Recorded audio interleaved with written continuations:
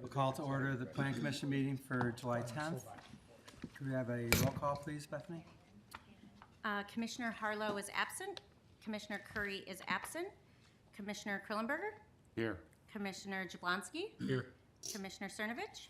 Here. Commissioner Willoughby. Here. Commissioner Fiasconi. Here. Commissioner Moore. Here. Chairman Cashman. Here. Next order of business is public comment for any non-agenda items. Assuming that that's not you. Are commissioners allowed to make public comment, or are we banned? You're allowed to have public comment. That's useful information for the future. Okay, I was going to say, but keep it short. We'll move on to approval of minutes from our June 12th, 2024 meeting. Do the commissioners have any requested revisions or additions to the minutes? None. I have two typos. We just talked about it. So on page 3, it's coach, not couch. Yep. And then it is in the, I don't know, the 5th paragraph down, it's past, not pass. Yep. And we can make those changes. I apologize. Thank you. That's it. Thanks, Scott. Yep. Do I have a motion to approve the minutes with those revisions? So move more. Do I have a second? Second, Willoughby. Roll call vote, please, Bethany? Commissioner Curry. Absent. Absent. Commissioner Krillenberger. Here. Thank you. And I. Commissioner Jablonski. Aye. Commissioner Cernovich. Present. Commissioner Willoughby. Aye. Commissioner Fiasconi.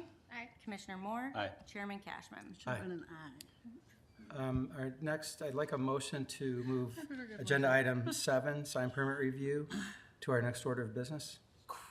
Krillenberger, so motions. Do we have a second? Jablonski, second. Roll call vote, please, Bethany? Commissioner Krillenberger. Aye. Commissioner Jablonski. Aye. Commissioner Cernovich. Aye. Commissioner Willoughby. Aye. Commissioner Fiasconi. Aye. Commissioner Moore. Aye. Chairman Cashman. Aye. So our next order of business will be sign permit review.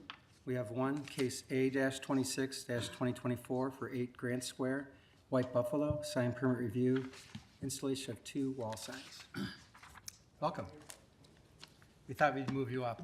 Yeah. Thank you. This way I can stand and see everybody. I'll just briefly go through the project as a quick scope.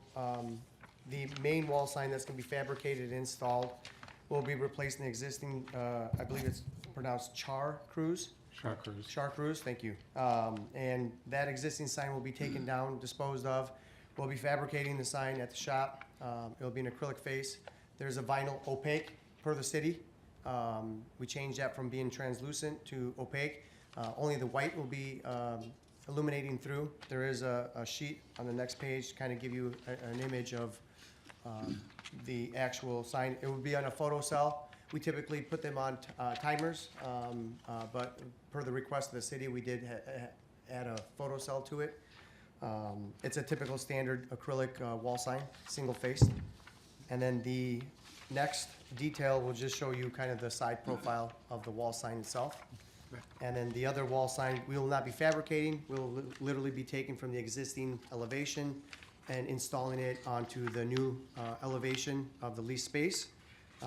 Centered towards the lease space area. And on top of that, we will also be removing the existing pedestrian sign and moving it over towards the entrance and exit of the new leased space as well. Other than that, the only fabrication is going to be the wall sign that's facing on the brick wall. I believe that is that'd be the south elevation, I'm sorry. And if there are any questions, Right, thank you. Jim?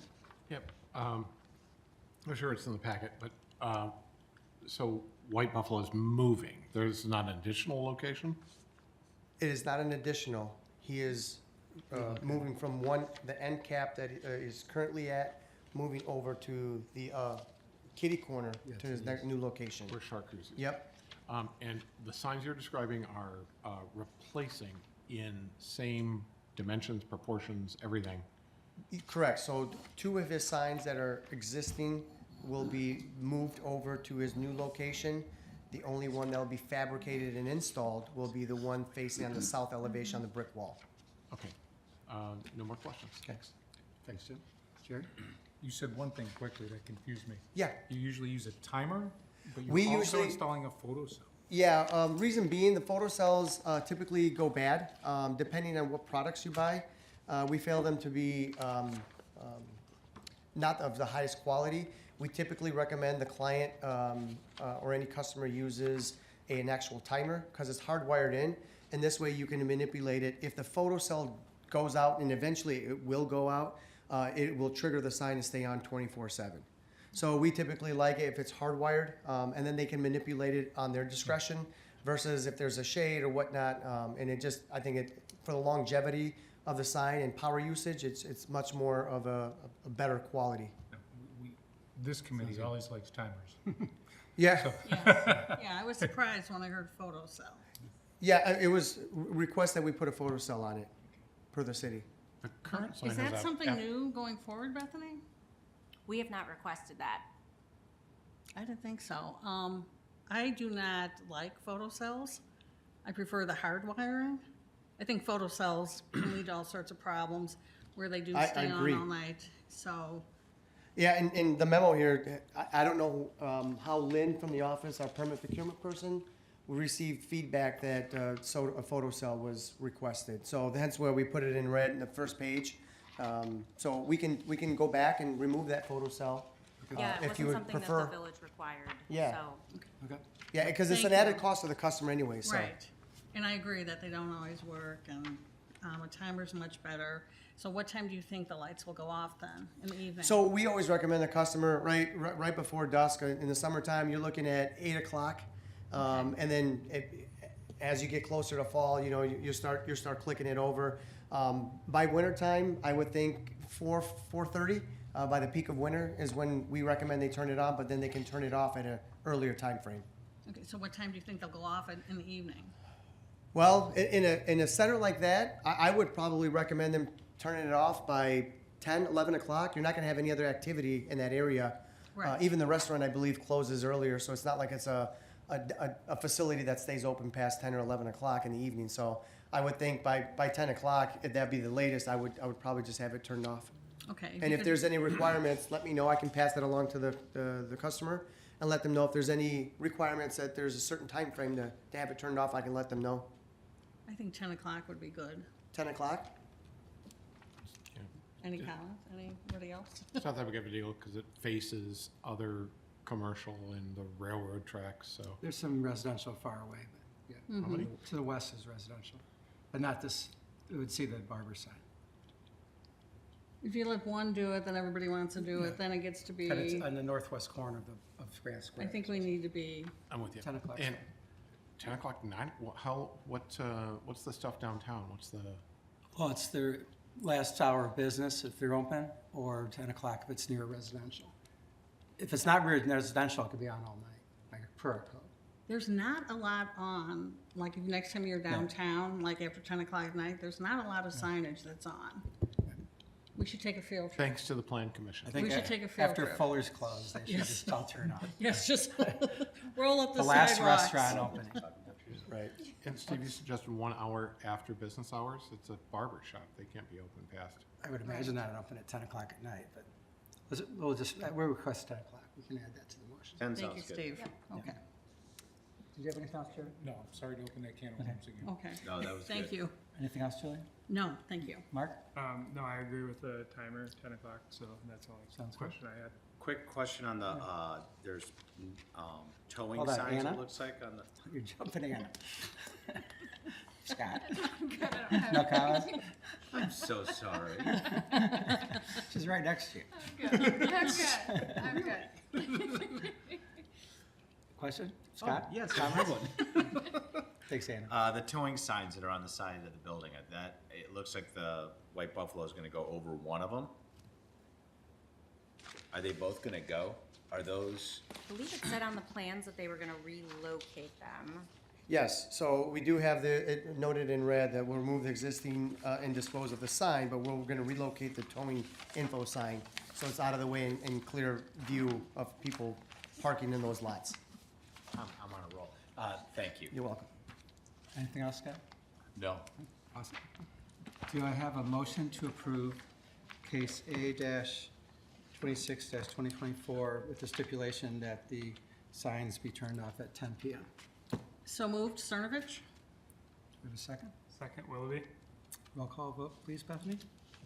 Commissioner Krillenberger, Aye. Commissioner Jablonski, Aye. Commissioner Cernovich, Aye. Commissioner Willoughby, Aye. Commissioner Fiasconi, Commissioner Moore, Aye. Chairman Cashman.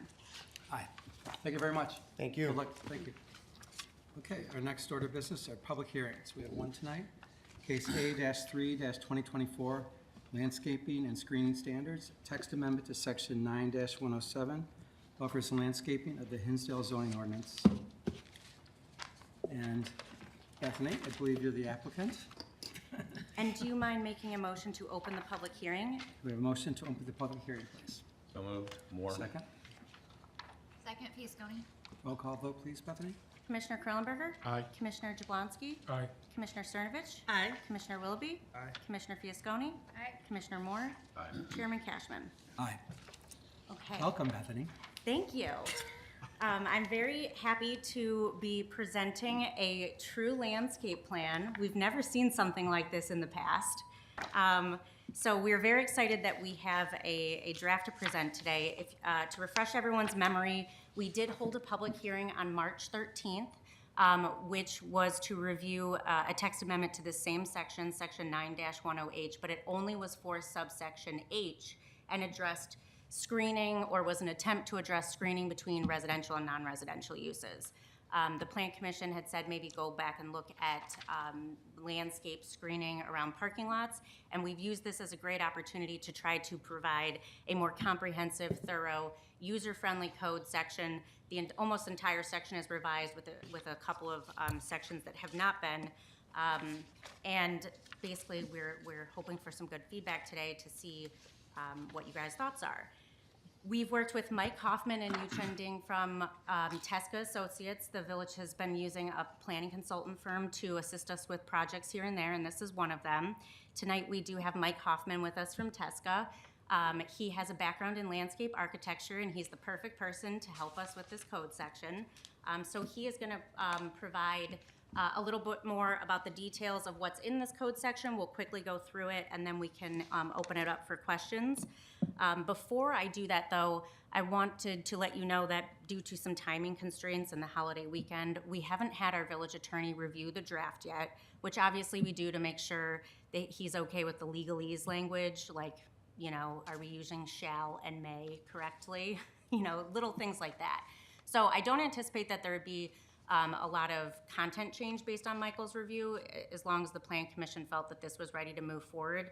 But if you all felt so comfortable, I'd ask for, and you do want it to move to the board with any sort of conditions, one of the condition I'd ask you add is to allow for Michael to review this and then bring those changes to the board if you guys do want to move forward.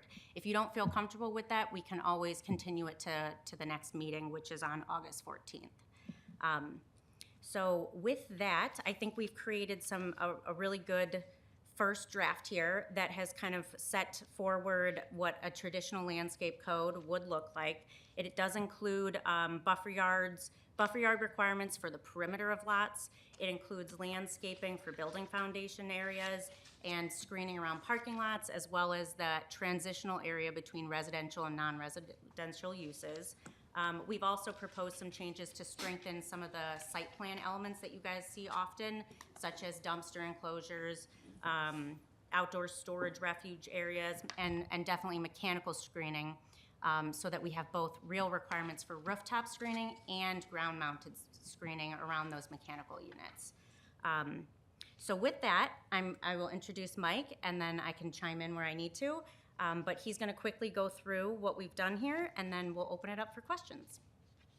Thanks, Bethany. I'm not sure I need to say a whole lot after that, but real quick, you know, a couple things that we put in here that I think are really important. One, I think this set of regulations emphasizes the importance of landscaping to the community, right? Anybody that's going to do a development is going to know if they see this that Hinsdale really cares about the landscape and wants to make sure that it's done right. Two, hopefully, it is clear and specific. It's clear in terms of what standards we want to make sure that you maintain. It's specific in those standards, but it still has got flexibility, and flexibility, honestly, on both sides of the equation, right? If they're clearly in a developed community like this, you're going to have some sites that you can't do everything we've asked for in here, and we've got that flexibility in here. On the flip side of that, there are situations where you've got transitions between different uses where you might want a higher standard than this requires.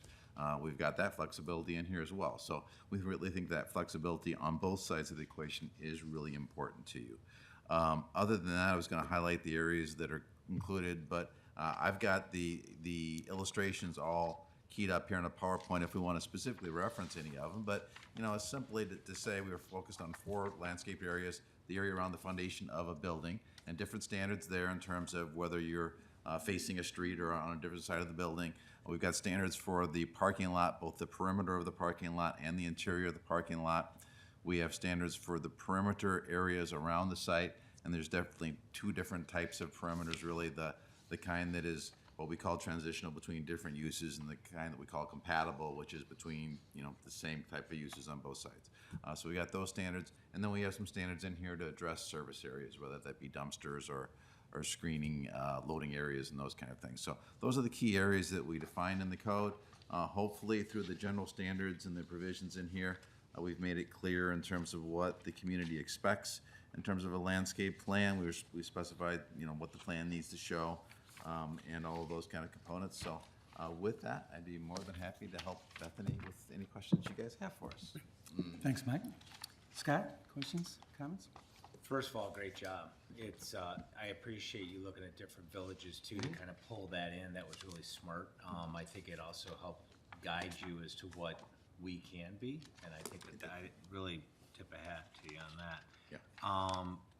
A couple things that I, you know, as you read it the first time, I don't know necessarily what triggers when this happens. I read that it was 25% or something like that of, it looked like, of addition or additional space. But let's just say hypothetically we've got, and this is a bad example because it's all landlocked, but just say Corner Bakery, for example. If there's like a redo on the inside of an existing building without any additions or anything, does that trigger any landscape review or not? No. It's only the additional space that would do it, okay. And to clarify, for example, Normandy Construction, if you remember, they had proposed that big addition on the back of their building. Yeah.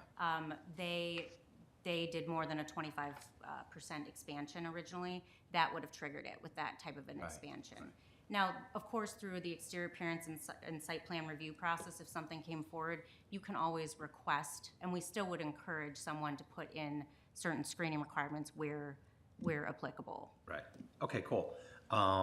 Then I do have some questions. On C1, you've got all the plant material. I know nothing about that. As a layperson, is our arborist, was he brought in, Yes, John, and John everything? Fennell did review this draft, and his feedback has been incorporated. I know he did want a couple of changes with, for example, keeping everything consistent with the caliper of trees that we Yeah, normally yeah. require, and he wanted a couple of things added for like the prohibited plant list. So he has reviewed this, he's given us feedback, and he is happy with this. Great, and then things like, number 4 is burn slope and all that stuff for mowing. I just wanna make, I don't know what is correct there. So that's something that I would just defer to. On page 4, it looks like it's 9F. It says in a timely manner. At the end of F, it says agent or premises in a timely manner and then below you've got, in H, you've got 6 months. So what is timely manner there? Like when somebody needs to fix something? Because we've just had this happen with the hospital, where there was a bunch of stuff that was dying and it didn't get replaced, and didn't get replaced for years. Right. So if we don't have timely manner defined, if it's 6 months or whatever, and I know it depends on the season, you're not gonna plant in December, and I get all that, but I would raise that. I think your 6-month number is probably good, right? Yeah, I'll bet you there's a way we can merge subsection F and H, Okay. because they are kind of trying to get at the same thing. Yeah, exactly. D1, like periodic inspection is the last sentence, the last few words of that. who oversees that? Is that somebody on the village, or who oversees the periodic inspection? Do we have somebody that's designated for that? So when a development comes in, before we would like issue the certificate of occupancy, or if we needed to make it a condition of the temporary occupancy, we would have John Fennell do a landscape inspection. I provide him with the plan, he makes sure he goes out there and makes sure that everything looks like it's there.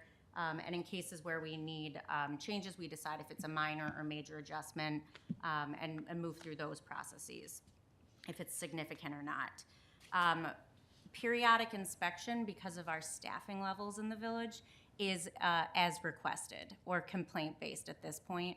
And we do have cases in town where people will ask us, like Land Rover, that some shrubs have died, will you reach out to them? And we've been involved. So that's Okay. just kind of the nature of our staffing right now. Understood, that's why I was, yeah, thank you.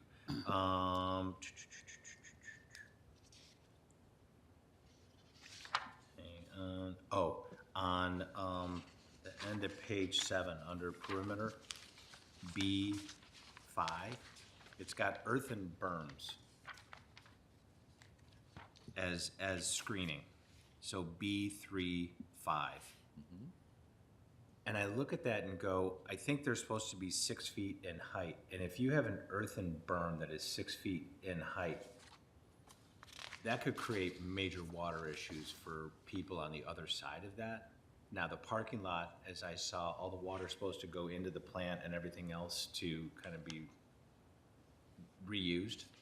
But on the other side, on the residential side, I look at that as being something where it could create a water problem for the person that you're actually trying to do something nice for. So I would discuss that amongst It would yourselves. fall under the stormwater review. Yeah, It would all have to be calculated. And it would be reviewed with engineering. And typically, if you do some sort of berming, on the other side of that berm, you would do some sort of graded swale or ditch that would actually try to direct that water, Yep. not out, but over. yeah, okay, And to the intent of that for this section here, which is really important to note, is we're hoping that no one just uses one of these as an option, right? So you They wouldn't, have hopefully, options, yeah. hopefully we never see a 6-foot tall berm and that's all that we get. And that we would want that landscaped anyway because of erosion concerns and also appearance standards. Right. So the hope is maybe someone would do a slight berm. Right. And then add some trees like arborvitae Yep. on top, and you've created kind of a different appearance, so it just softens it a little bit. exactly. I think that's great. I like that a lot. Unless you have anything else to add, Mike? No, that's exactly what I was gonna say. Okay. And then on the landscaping islands, this is under parking lots and garage H2B1, What page, Scott? page 10, H2B1, 10. You talk about double rows below in 2. You've got landscape island for every 10 required parking spaces. If it's double space, is that then 20, or is it 5? No, it'd be like a double island. Instead of peninsula, it Yep. would be, but it's 10 spaces still count Yeah. between. It's still 10 spaces? still 10 spaces. Okay, good. Yeah, All it right. basically ends up being an island. Yep, that's good. I just want to understand it. And then, it looks like, on page 12, it says subsections I through K are existing requirements. I think you meant J through K. So that's just a typo. Yep. Yeah. And Thank then you the for second correcting one, that. which is residential recreational facilities. If I'm thinking about that, would that be like the outbuilding at Robbins Park that's on the south side of the park by the parking lot? Can you, which section are you referring to? Can you repeat that? K, that whole residential recreational facilities? something on Oh, a it's house. residential. Thank you. Well- All right. And this is the existing code right now? Yep, So this yep, would yep. happen if someone was putting a private paddle Okay. tennis court in their yard. All right, understood. Thank you. Thanks for the clarification on all of that. Those are the questions I had. Thank you. Thanks, Scott. Anna? This might be a silly question, but on E2, it talks about landscape plans being stamped by state of Illinois registered landscape architect. Is that normally the case? Or, I mean, I feel like we've seen a lot of landscape plans that are for some smaller developments that definitely are not comprehensive. Are they normally, I mean, is that pretty standard that they're stamped by or is this like a new thing that we're requiring? I don't think you require it now. Our code did not specify it before, but, and Mike can weigh in on this, it's a fairly standard requirement, though. It's Okay. just we haven't had it specified. The state of Illinois has specific regulations to be qualified as a landscape architect. I am one. We've got a lot of them on our staff, but I have written some codes where they also allow certified arborists, but arborists don't know perennials and some of those things very well. They've sometimes allowed certified nurserymen, but nurserymen, while they know the plant material well, they're not necessarily designers. So our recommendation, obviously I'm biased, is to go with landscape Yeah, I architect. think it makes sense. I just didn't know if that was gonna be, if we were gonna get, if people were gonna be up in arms. I don't know how common or not common it is. There was, of recent thought, there was a recent landscape plan for a property on Ogden that I'd have to check if it was stamped, where we had residential behind it, and we did have some issues with that, so it's always a good idea to have a professional, you know, create some of these plans, in my personal opinion. A lot of times what I'll see is the engineers or sometimes the architects try to draw up the landscape plans, and occasionally they know what they're doing, but a lot of times they really don't. So it's the requirement to have a landscape architect. Okay, thanks. And then just one other question. I feel like the mechanical equipment screening and the, you know, outdoor storage recycling container screening is always an issue here. The way it's written is great. I guess it still gives us, as planning commission, the leeway to, you know, suggest other material. I mean, some of the materials have been shoddy and not great. I think it gives us the leeway to go ahead and say we don't like what you're presenting or whatnot. Yep. Yeah. There is some language in here, I think that's similar to our current language, that talks about being compatible with the architecture of the building and aesthetically compatible with it. Yeah. So that does give you flexibility. And before this meeting, we were looking at adding some additional language to, on page 5, under that alternative compliance section. And this is that section that we've kind of redone since what you guys saw at the first public hearing, is this section is hoping to give us some flexibility for unique site circumstances. yeah. So the village board at the end of the day would hopefully be able to waive certain requirements where maybe it fits into one of these categories, such as, you know, dumpsters in the downtown. As much as we want everything screened in the downtown, sometimes we have, you know, buildings that are built to 0-foot setbacks. The whole site is covered with a building, and realistically, there is nowhere to put a dumpster enclosure. So we have to be a little creative in certain situations, and this, hopefully this section, when we add, we'd like to add the village board may waive certain landscaping and screening requirements, so that we can provide that specificity for flexibility. Bethany, where are you talking about putting that? On page 5, so this would Number be 4. subsection D4, alternative compliance. It says to allow for flexibility in addressing unique site-specific redevelopment challenges, the village board may waive certain landscaping and screening requirements. That's our mistake for not including that, just to make sure that if there was a screening situation as well, we have some flexibility. Yeah, I think that's great. I just didn't, you know, want somebody to stand up here and say, well, it's compatible. Well, it doesn't look good. Just like any application, if someone's coming forward with this, you know, and if it's a silly, right, if they're saying, I don't want to put fencing up, that doesn't quite qualify under these, you know, stipulations. It's not you want to or don't want to. There has to be a true reason for it. And that's why we bring the projects to you guys, because the Plan Commission and the Village Right. Board would be the ultimate deciders. Okay, thank you. Thanks, Anna. Mark? Yeah, just, I think Scott had one of my questions, just, you know, asking kind of generally what does enforcement look like and resources to do that. From a plan review perspective, do you think, and just in general, this will make your life easier when you're looking at them? I mean, I hope so. yeah, For sure. I mean, there's a lot more boxes to Yes. check, but But And- it and the follows kind of industry standards, where Exactly. our current one is like Yeah. a maze. And the hope is this is user-friendly. It's very in line with, you know, if a landscape architect who, you know, reviews a lot of zoning codes sees this, it's very similar to what they normally see. So that's helpful. It has pretty easy to read exhibits for the major areas. Yeah, I like those. And like anything, we're still gonna have to review it, make sure they're code compliant, but this sets the minimum standards, so, you know, it's the base threshold. And we can always go up, but it's at least the base threshold, and we're not just asking for vagueness right now. We're asking for, this is our minimum, and, you know, in certain areas, we might need more screening because of certain reasons, but at least it gets us at that starting point. Okay. Yeah, then a couple of specific things. As far as just looking under enforcement, section D, try to follow, D2, F, where it says that all landscape materials shall be guaranteed for a period of 1 year after initial planting. Just trying to understand that guarantee, and how that is. It would almost be a typical contract warranty.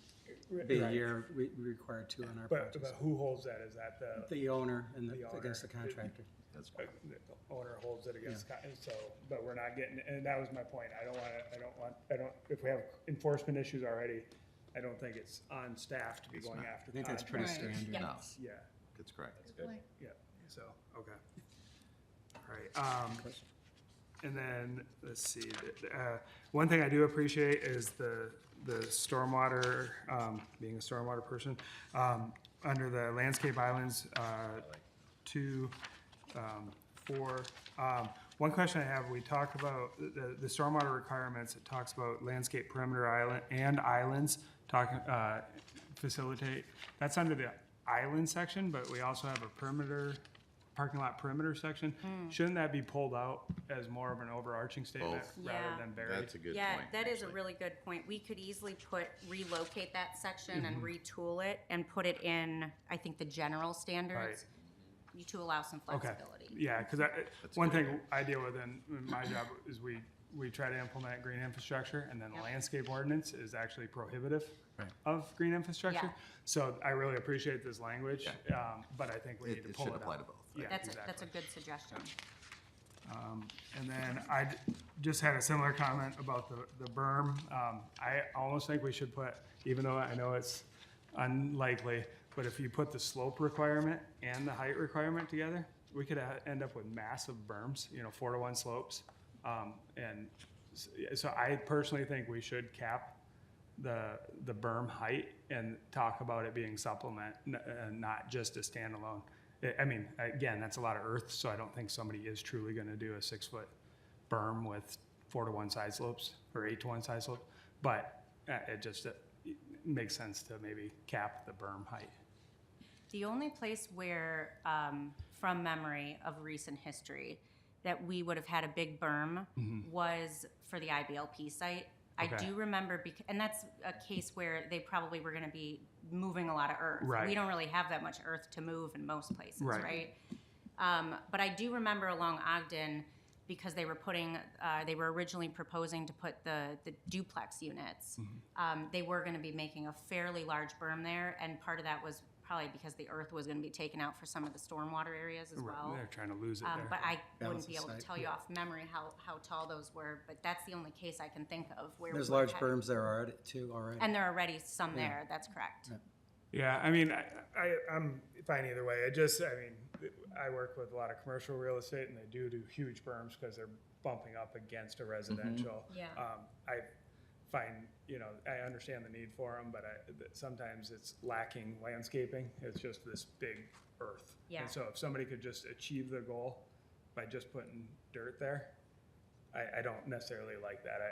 I like the And maybe a screening. language like with a suggested height not to exceed 4 feet. Well, and and maybe some language you talked about earlier where it also needs landscaping. Right. It just can't be a grass-covered That's berm. true. Yeah.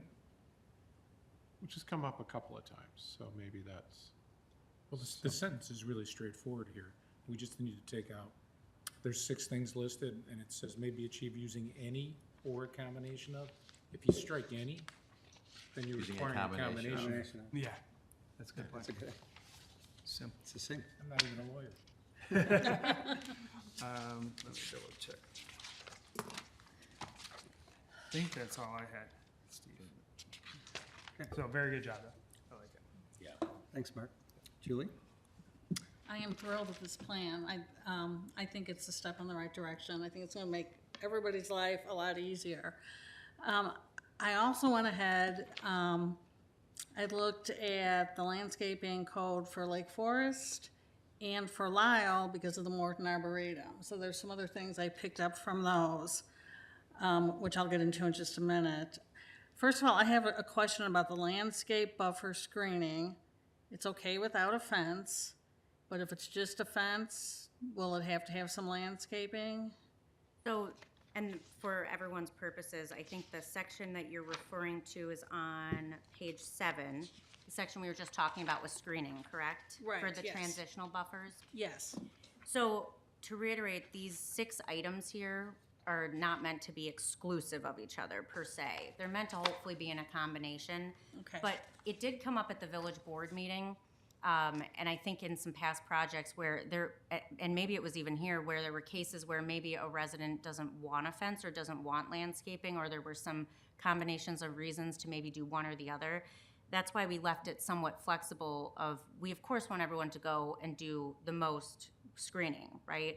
We'd push everyone to go above and beyond in a lot of these cases, but there may be a case where, especially in a case where we're trying to get more, but say we only have 2 feet to deal with, and that's just what it is. We might not be able to get shrubs and a fence. So we've Right, tried to leave it some flexibility and not just have it so everyone all of a sudden is getting a variation, you know?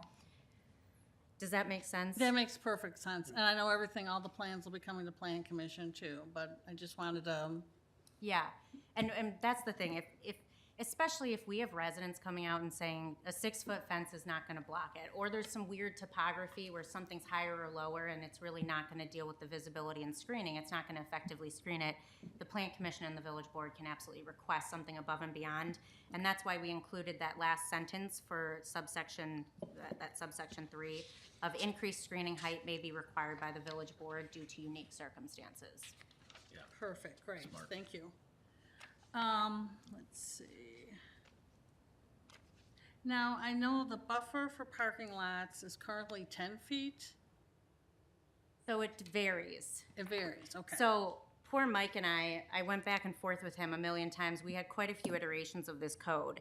And I can't remember what we started with for this width, for perimeter landscaping and for, we were looking at the parking lot landscaping, perimeter landscaping.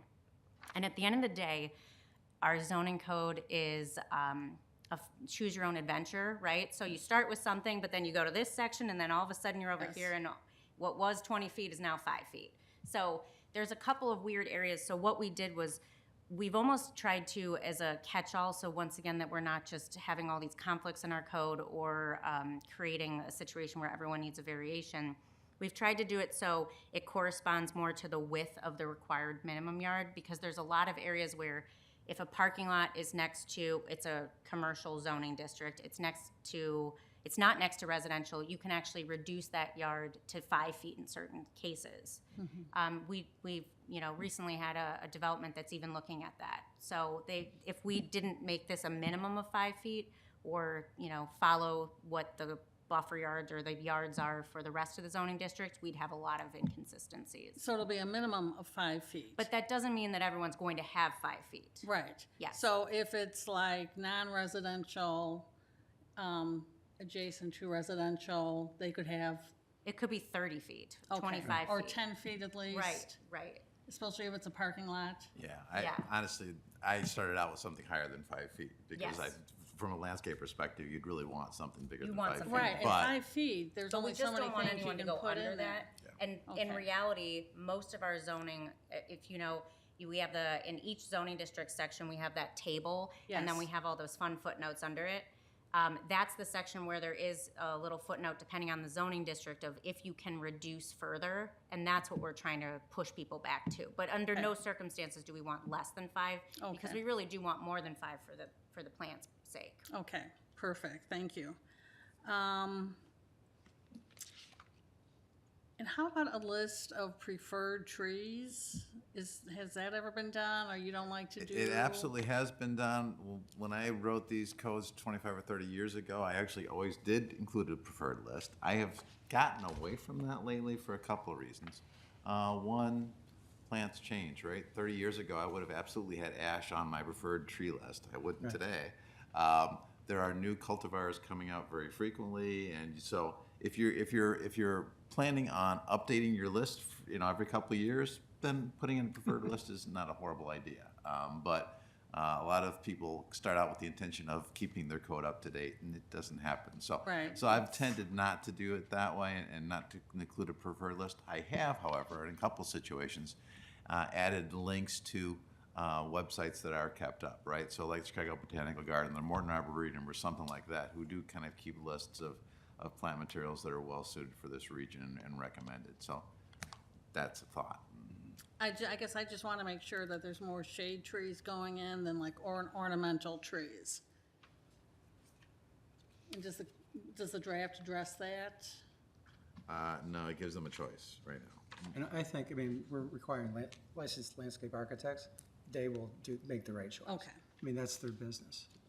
And I think I like the idea of listen to the ones you don't want, and then letting them, as a group of professionals, provide the best solution.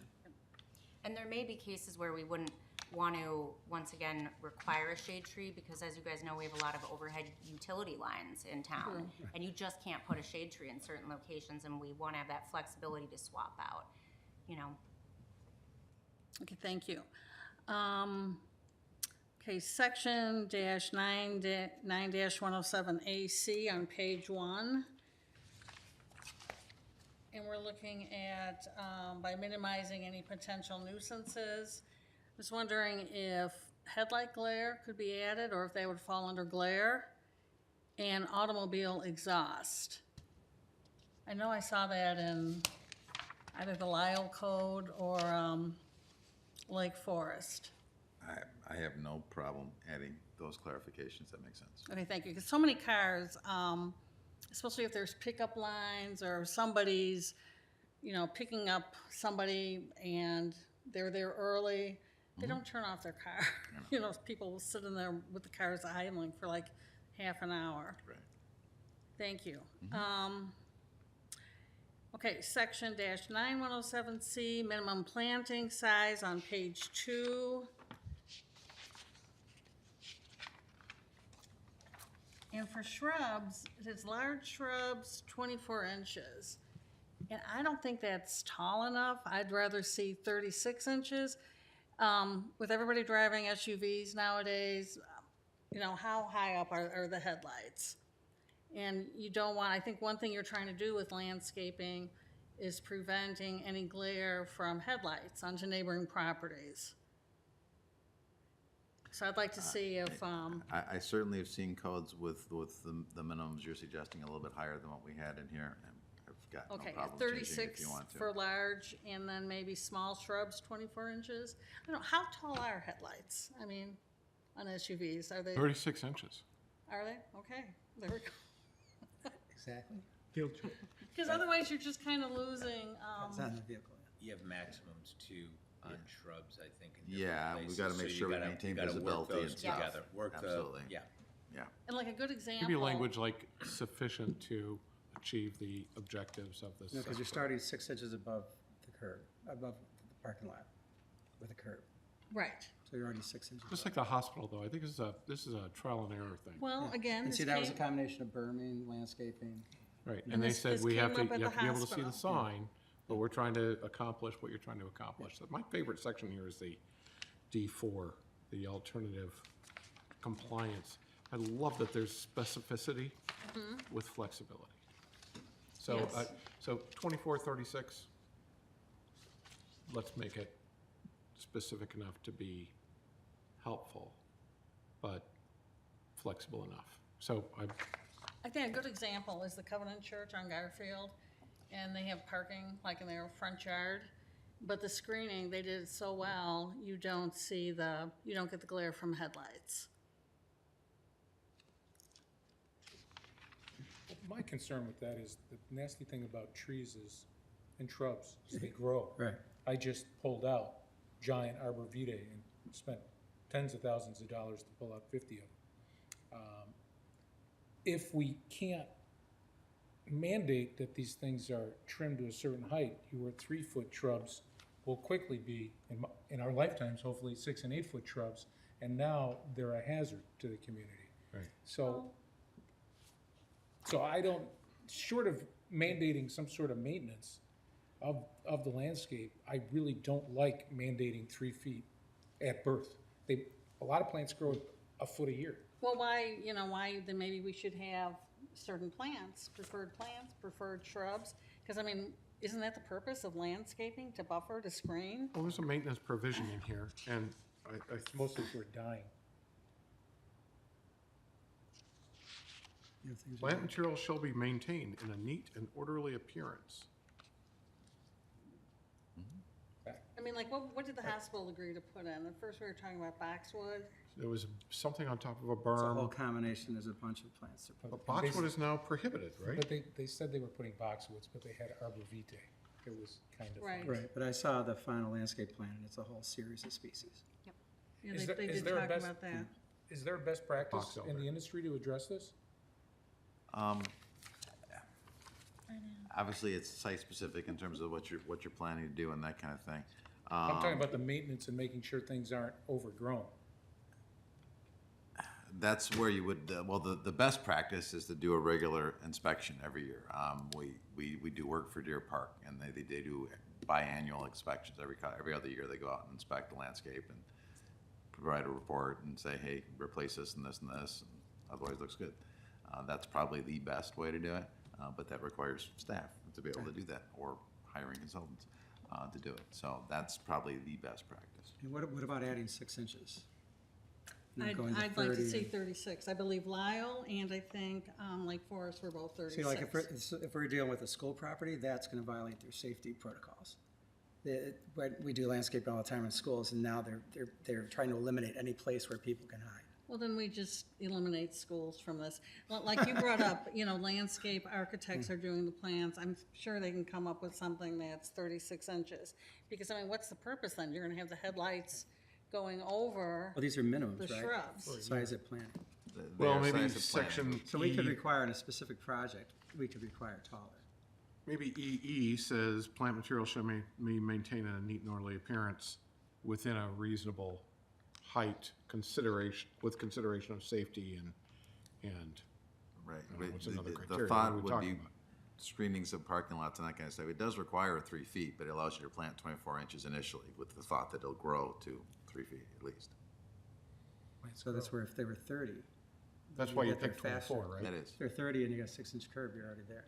But hang on, I think what you're saying is, if we get a case where we know that we're buffering headlights, we could ask Right, yeah, exactly. for higher at that point Right. and say 36. I think this is to give the flexibility of what you guys are trying to design into the plan, a minimum that's reasonable in case there aren't headlights. In other words, why put 36 in when a 24-inch? Because this would apply to a shrub on top of a berm. Yeah, So now you're requiring a 36-inch shrub on top of a berm. So correct. I think I'd rather us have the flexibility. Yeah, that's I what I'm mean, thinking too. That's where I could see going 6 inches more, but to say a 36-inch hedge, I mean, you start to get into visibility issues. I mean, you need to be able to shield headlights, but you have to be able to see. Because I'm there's sorry. sidewalks, and I don't agree, but that's just my opinion. It's okay. that's why we have multiple commissioners. That's why we have, right.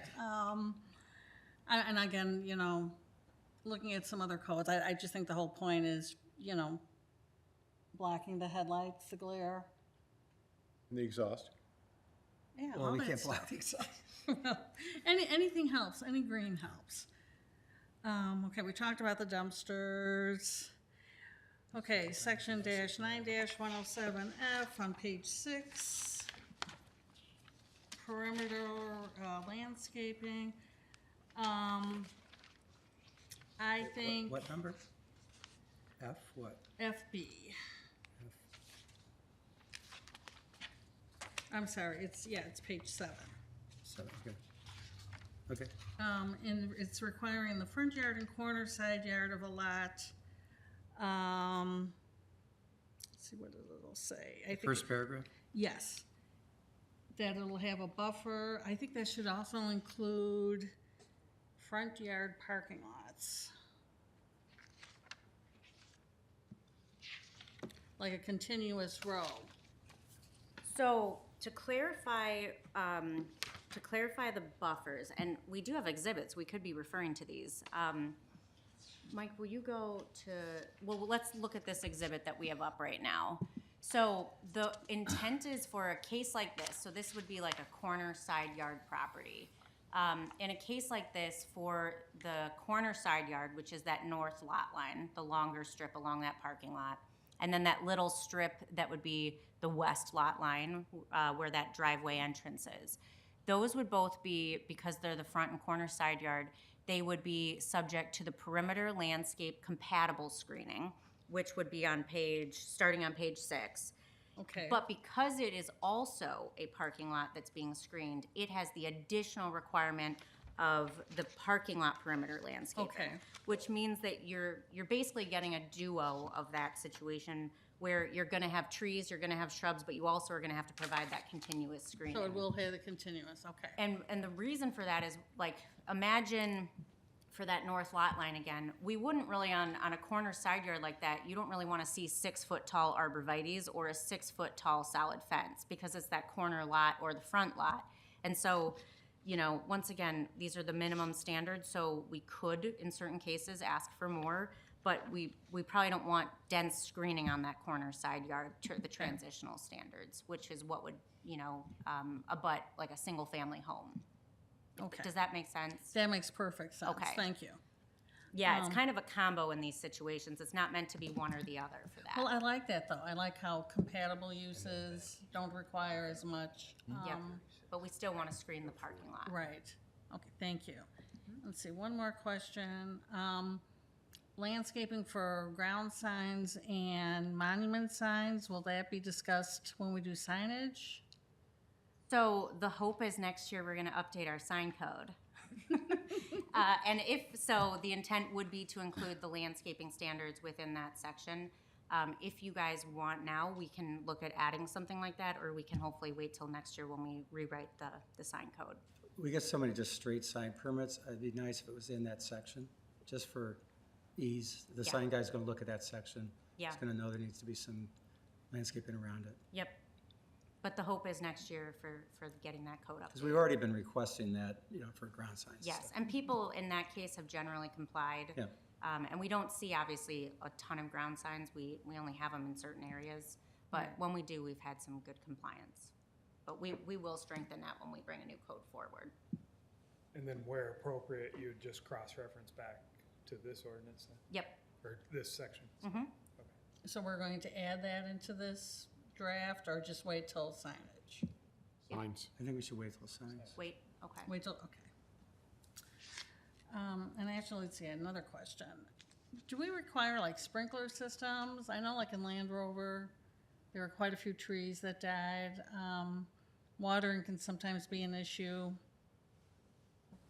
This does not, from my memory, No, it does require not. it. I have seen very few codes require it in this part of the world. I've worked in Texas and other places where it was always required. But here it's usually not. You could, and I have seen some codes require access to water, right? Like the hose bib or something like that available that you can water it. That's probably a good idea.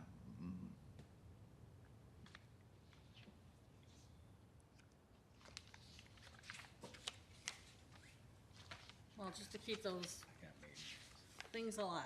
Yeah.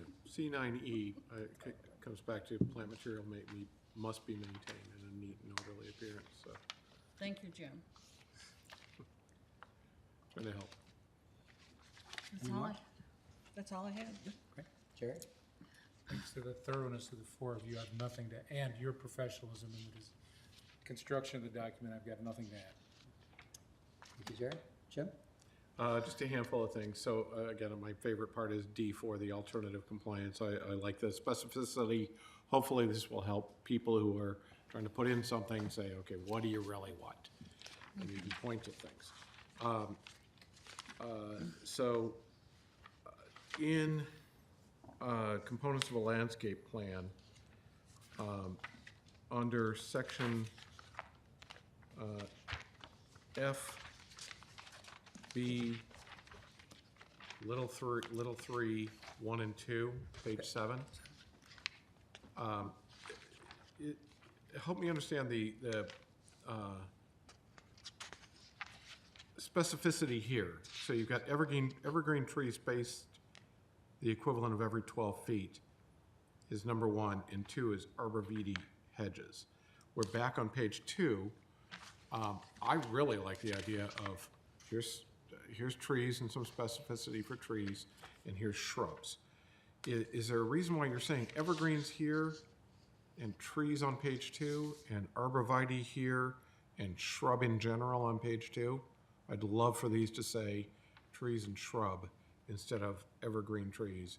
Is it and because arborvitae. it's in the screening paragraph, so it's talking about screening materials That is why, yeah. versus like a tree? This would be landscaping, but not screening. Doesn't the same logic apply, though, that arborvitae may not be the shrub of choice in 5 years? And Well, it has down below, shade trees, or you can do the other ones too. Jim, what we could do, if I'm understanding the question correctly, because I kind of agree with, there's some semantics here and consistency with language. So what we could do is where it says arborvitae hedges or similar comparable shrubs, right, see page 2. something like that, yep. Would Okay, something like yep. that address that issue? Well, it'd be an evergreen shrub, right? Or similar evergreen shrub, but it isn't actually specified here, so it wouldn't be a bad idea. Yeah. Because it just seemed like you're focusing on things that are opaque or more opaque. Right. Whatever works is Yeah, I'm hoping what. that's a good suggestion. All right, and on page 11, section I, outdoor refuse storage and so same sort of thing, applicability in section I. Which paragraph? It's. Oh, starting I, okay. Yeah, page 11's the very last couple of lines on page 11. Outdoor refuge, storage, and service areas. This seems to be something that comes up in individual reviews. So applicability is repeated here on page 11, but I thought this whole thing is one section, right? And you've got an applicability subsection B that I think applies to subsection I too, right? So is this is semantics maybe again, but doesn't subsection B, it's not single-family residential, it's not expansion of or existing structures of less than 25% of the gross floor area for existing parking lots, there's a lot of exceptions there. Isn't that the applicability of section I, outdoor refuse storage and service area? In which case, maybe we either refer back to section B. Or move it up. Is that what you're saying, maybe move it up? Yeah, if they're the same, just delete that section. So Well, we, unless there's a distinction that I'm missing. no, that's a good point. There's a clarity issue here that we probably should specify. So we could either make this refuge storage area mechanical screening have its own applicability and redefine that a little bit more clearly. Which maybe is what you're doing. Yes. Or it would, as you are pointing out, Jim, there might be some confusion with that B, subsection B1, depending on which one you choose. And I guess I'm suggesting there is no confusion. Is section B applies to this too? We probably should clarify it, which way we'd want to go, just to be a little more clear, just in case. Okay, I have a preference. What's your preference? That section I is governed by section B, and section I-1 be deleted. Now, if we do something like that, and we just have an exterior appearance review that comes in, you know, it's an interior remodel, corner bakery, but that's not a great example because it's a zero lot line situation. And they weren't doing more than 25%. They would not be required to do that. You have a comment on that too. So in that specific example, and I don't want to delay our discussion here at all, why would not B apply? And then you've also got, again, my favorite section, D4, alternative compliance. So so you go to B and you go, okay, it's not residential, it's a corner bakery, gluck, gluck, gluck. Are you transcribing this? How do you spell gluck, gluck, gluck? I'd like to see that. Okay, so corner bakery, yes, it's applicable, it's non-residential. You go to D4 and you go, okay, we've got 0 lot lines, we're gonna have to not apply. Zero green This doesn't space. apply at all. I think that ends the conversation, right? So then you can delete I1, and there's no special applicability for refuge, storage, and service areas. Is my view. Yeah, I don't know, I like the fact. that But we have it I in know there. this is near and dear to your heart. I don't want to. No, and it's, No, come- no, and it's it's- come up on certain developments, but it wouldn't like. But I corner bakeries also, apply to. part of the reason we're doing this is so that people go, that's clear. I would leave it Keep in. it simple. You would leave it in. Because it's, Why is it not contradictory? what's the contradicting? Uh, B1, the shall apply all new and existing development or redevelopment, other than. So it applies to all new and existing redevelopment. So we see the new loading dock, and then we refer to this and we review it. Everything from underneath that are the exceptions. Okay. But it says all new and existing development or redevelopment. So I think that applies to pretty much everything that we ever see. Then this section, and maybe it's just the title of that section, because it's the same title, applicability. This section refers to outdoor refuge, storage, and service areas for the situations described in section B. Here's why I'm saying all this.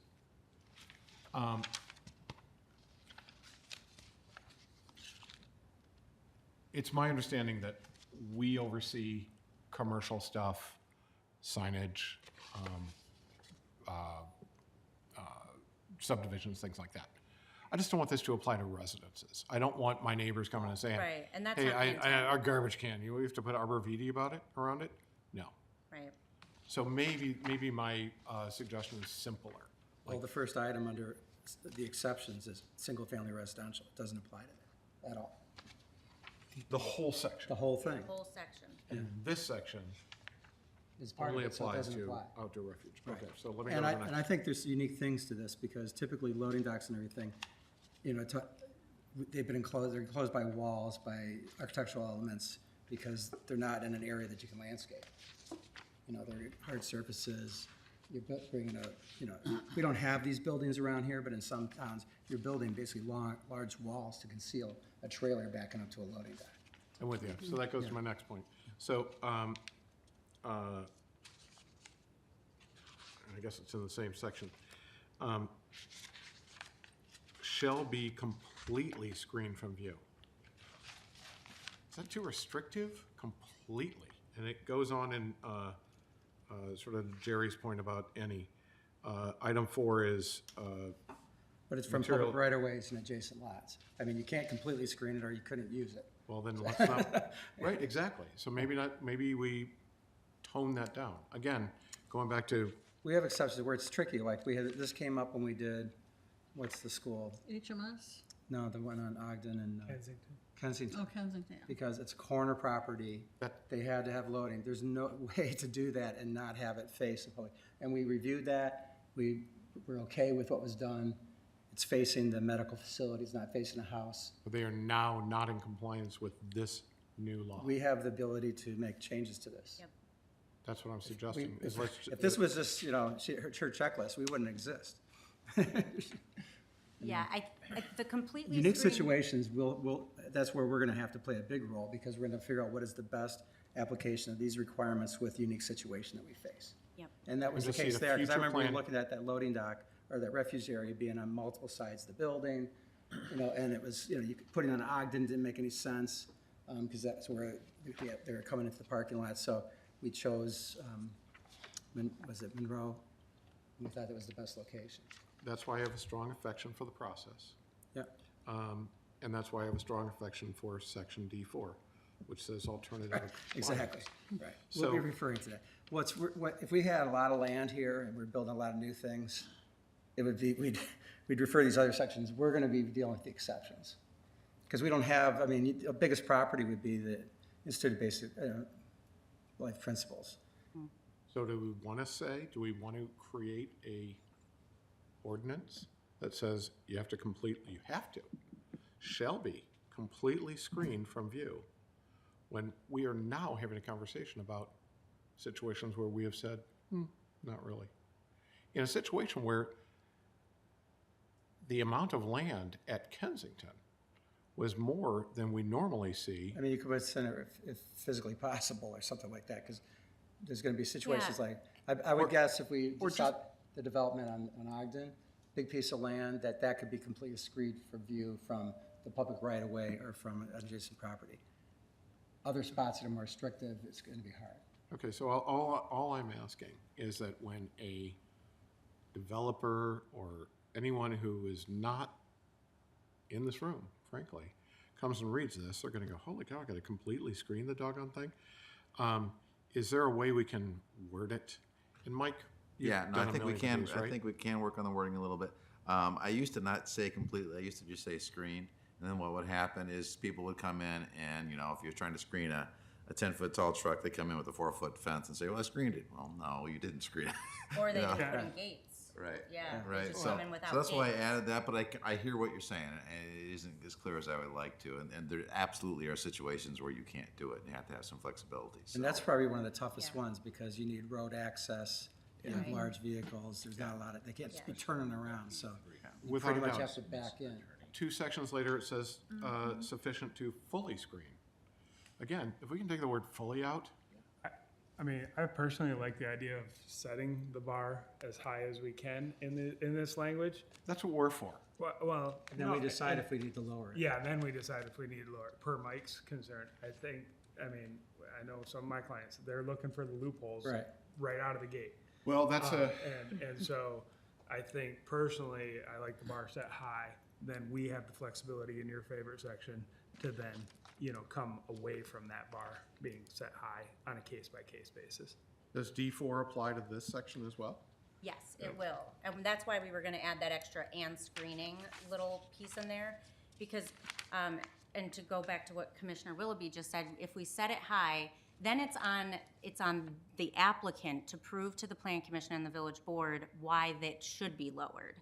And because of a unique circumstance, right? Where we set it high, and if they say there's no reasonable way to do this because of the unique site circumstance, then that's something that the Plan Commission could consider with that application. But we probably want to start high and then go down. And, this language, I see the semantics, we can try to, look at some alternatives to it, but it's not meant to say you can't see it from anywhere and there's gotta be, a whole forest of redwoods in front of it. So, it's not meant to be that way. It's just meant to be the loopholes of someone doesn't come forward without gates on a dumpster enclosure. Or, the mechanical screening is, the mechanical unit's 6 feet tall and they came in with a 4-foot high fence. Oh, and I appreciate that clarification. And Mark, that observation was helpful. Because I guess I assume that people are reading this and going like, completely, I'm not gonna even try to fulfill this. I'm gonna go to Westmont. Could we look at B3? Because it's pretty finite. And could we add something in there that says pending review of the Plan Commission or something like that? Which subsection? Page 1B3. Because what we're saying is everything in here is a minimum requirement, and then we're gonna dumb it down, potentially. Now, it doesn't say in here that who has the ability to do that. If it is the Plan Commission, then that may give the guidance to the people that aren't in the room to know that there's some kind of latitude which allows them a vehicle to work with you to come up with something in the middle. Yeah, I would even add, I love that. I would even add village staff, Yeah. in consultation with village staff, Something like that. subject to review by the plan commission. That gives you the ability to work with people. It's a good idea, Scott. An appeals process. Does that make sense? Yeah. I like that idea.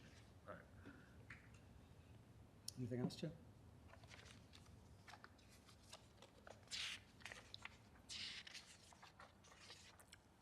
No. Okay. And Jim, your I-1, should mechanical equipment be added, or is that whole section being That's taken out? elsewhere. I thought that was elsewhere. Oh, I meant like generators. That's elsewhere. That That's would be elsewhere? mechanical screening. Okay. I love questions. Hold on, Julie. So, first of all, this is great, because, I mean, this, Yeah, I think that's. it would drive me nuts going through our code, because it's nothing like anyone else's code. Like you said, it was like trying to find the Easter egg or something.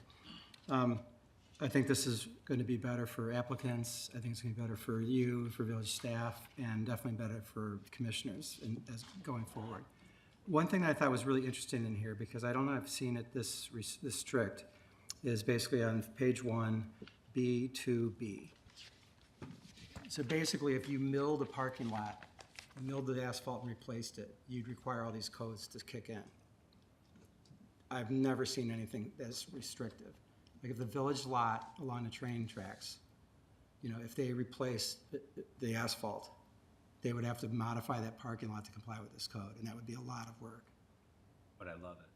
Well, I was just saying, I just want to make sure you know what you're going into, because if I was smart, I would tell my client, we're doing 49% of the parking lot this year, Yeah.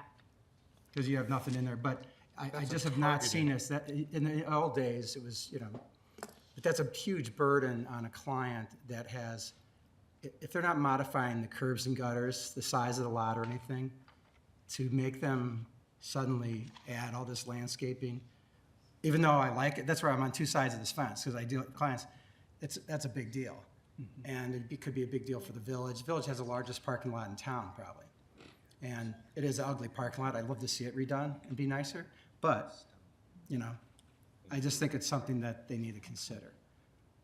And I will tell you, that particular section is probably the most restrictive I've written in any landscape code.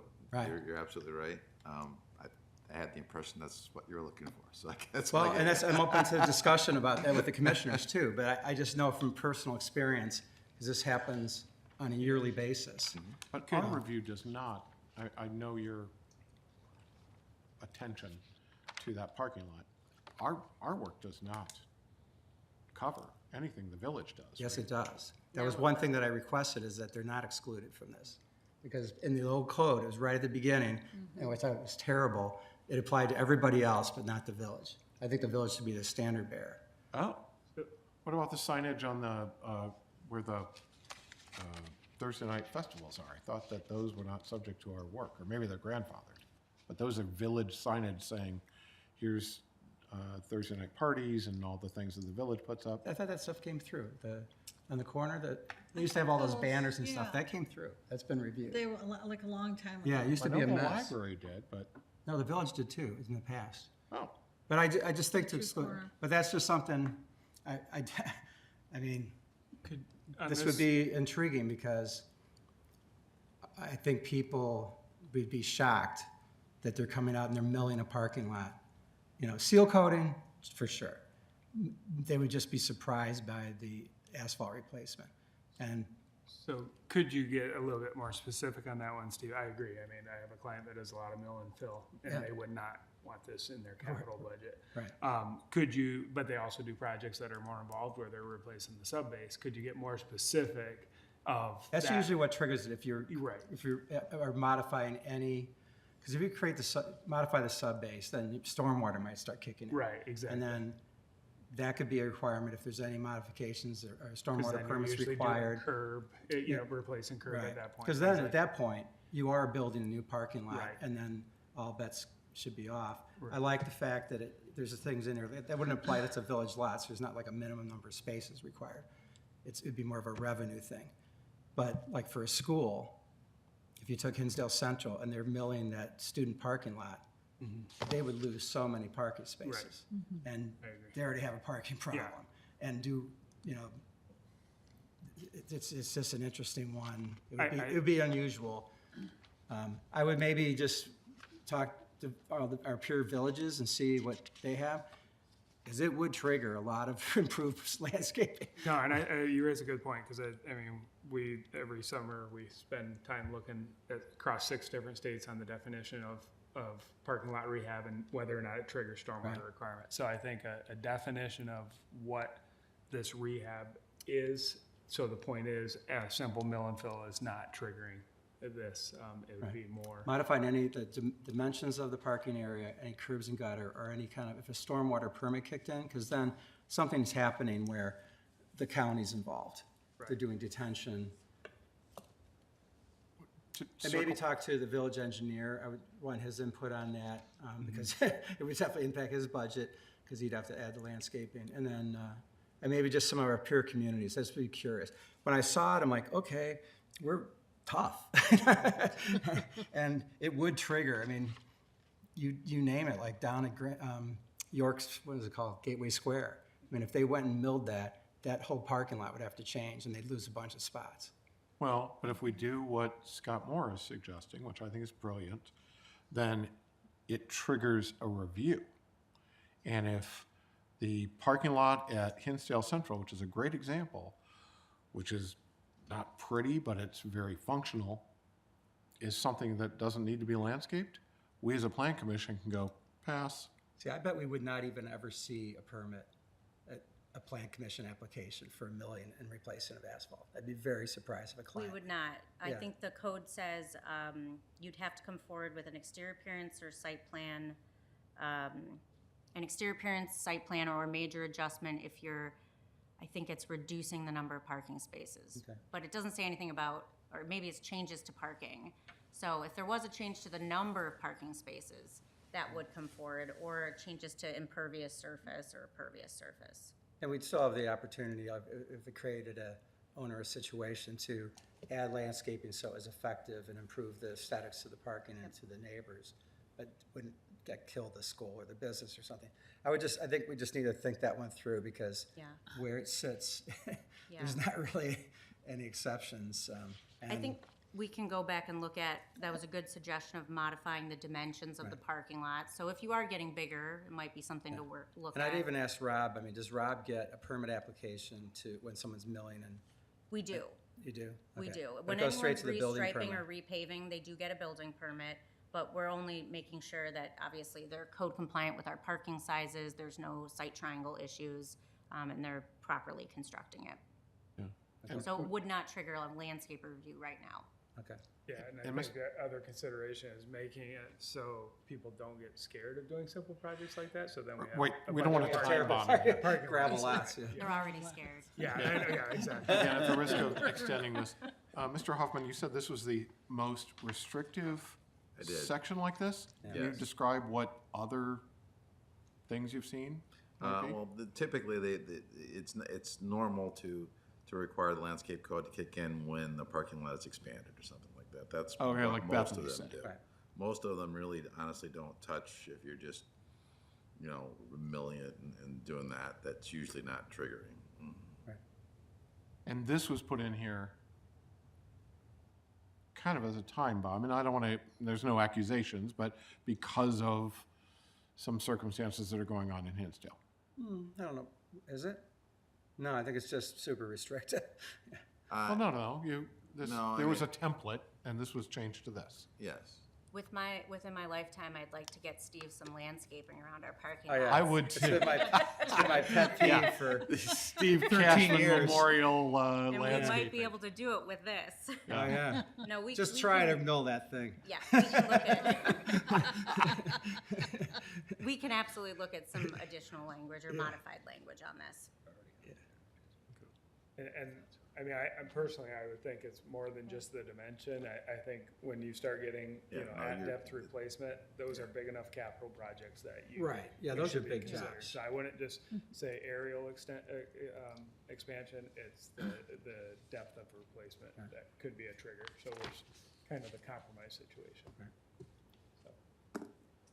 Okay, so What kind of shape is the commuter parking lot in? I just walked through it today, it's in horrible shape. it's in horrible shape and it's just a sea of asphalt. Prisons Some have better drawing parking too. lots. Huh? It's zone drawing too. Yeah, but, I mean, it's just, it's not beautiful. It's not, you would not put in your illustrations as a guide, you know, what good parking should be. Well, with the things we've brought up here, it would seem that another iteration would be in order. And that would be helpful too, because some of the questions, I'd like to, Julie's question about the plant stuff, I'd like, if you could just kind of canvas more like, especially our community, like people around us, like what do they have? I think that'd be helpful to see where we sit with them. This milling, I think, I would definitely talk with the village engineer and then just see what, you know, Western Springs, Burr Ridge, you know, Clarendon Hills, Downers, Oak Brook, what they look at, how they look at that. Because it is, if you get down, you're tearing up the stone base and everything, then it's a whole different ballgame, and it is a much bigger project. A milling is you're trying to the least amount of money to fix the parking lot for the short term. I mean, it might not solve long-term problems, but it's a short-term one. And then I do think like all the flexibility we have with this, I think is great. I really think this is going to help applicants going forward. And I appreciate it. I can only imagine how much work you guys put into this No, already. it's huge. I really It's appreciate really it. good. No problem.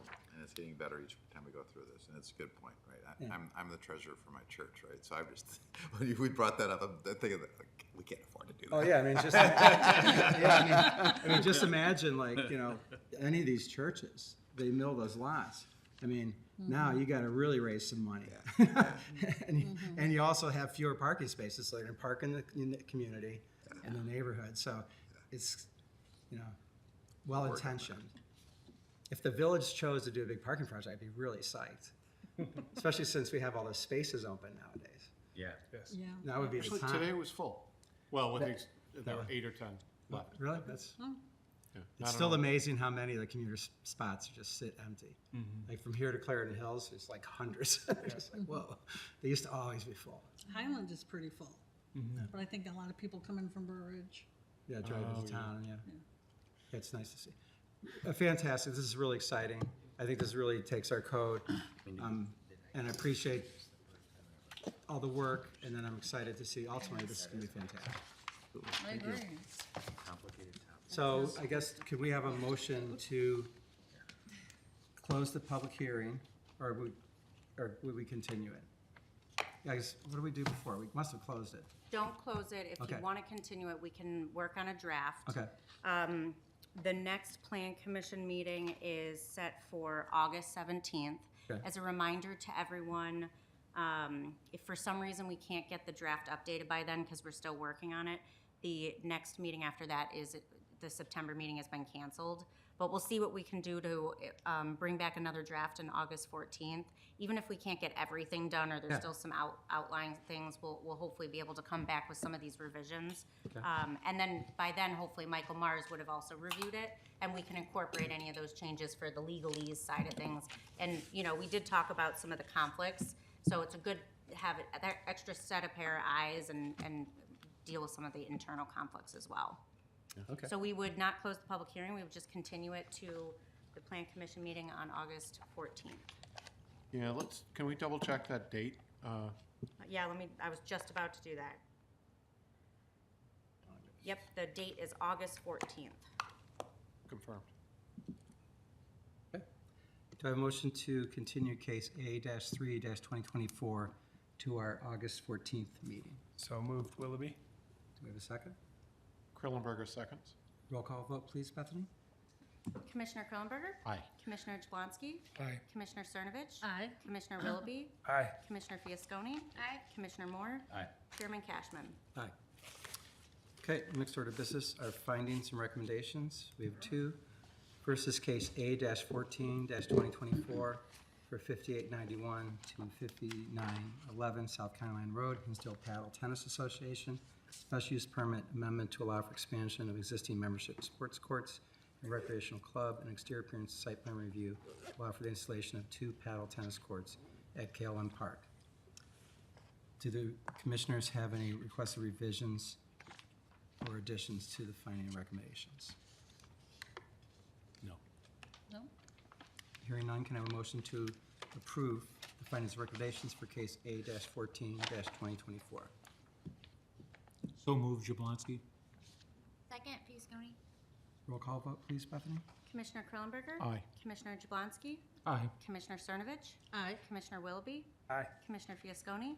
Aye. Commissioner Moore? Aye. Chairman Cashman? Aye. I just maybe think of something in the sign permit review. I think if you look in there, you might describe it as char brew at the Yes. beginning. Oh, is No, there- what, Char brews. char brew. It may have been a You're typo. thinking of a drink right now. So I think it's at the beginning, your first page or so. So Okay. this might have- Bankrupt companies who paid 0 to their creditors, to their creditors. When which that I went under? was, don't get correction in the spelling of them. We'll leave it uncorrected then. Char brew would be a good pub. Yeah, Yeah. I thought. It's gonna be some barbecue and some beer. Charred dog and a beer. Or- Our next findings and recommendations is case A-8-2024 for U Chicago Medicine Advent Health at 120 North Oak Street, sign permit review and major adjustment to the plan development to allow for changes to the hospital campus signage. Do we have any revisions or additions to the findings and recommendations? Just a compliment on how well this was written up. Oh, I know. It's very complicated. Yeah, that was a complicated one. Do I have a motion to approve? So moved, Moore. Second? Krillenberger seconds. Roll call vote, please, Bethany? Commissioner Krillenberger? Aye. Commissioner Jablonski? Aye. Commissioner Cernovich? Aye. Commissioner Willoughby? Aye. Commissioner Fiasconi? Aye. Chairman Cashman? Aye. Oh, and Commissioner Moore. You pulled a me. They're not an afterthought. Revenge. It's called Do pulling I a have a motion to adjourn? Krillenberger so motions. All in favor? Aye. Who seconded? Jablonski. Okay, thank you. More Blonsky. Yeah,